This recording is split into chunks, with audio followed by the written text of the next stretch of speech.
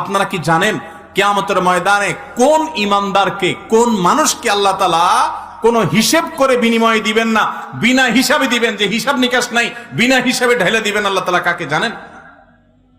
একমাত্র ব্যক্তি সবরকারী। কোন ব্যক্তি?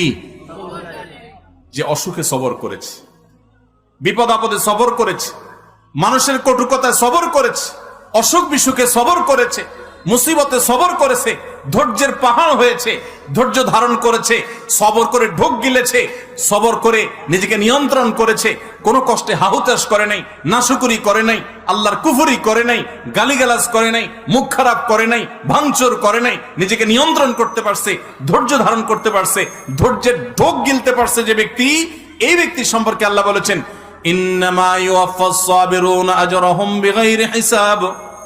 সবরকারীদের বিনিময় আল্লাহ রাব্বুল আলামিন কিয়ামতের ময়দানে কোনো হিসাব নিকেশ করা ছাড়া, তুমি নামাজ কয় ওয়াক্ত পড়ছো, রোজার কতগুলোর সওয়াব পাবা, সুবহানাল্লাহ কতবার পড়ছো, আলহামদুলিল্লাহ কতবার পড়ছো, কয়বার কোরআন খতম দিছো, কয়বার কি ভালো কাজ করছো, এই সমস্ত হিসাব নিকেশ নাই বান্দা। তুমি সারা জীবন সবর করেছো, সব ক্ষেত্রে সবর করেছো, আজকে তোমার দেওয়ার ক্ষেত্রে কোনো হিসাব নিকেশ নাই, বিনা হিসাবে আল্লাহ তাআলা ঢাইলা দিবেন।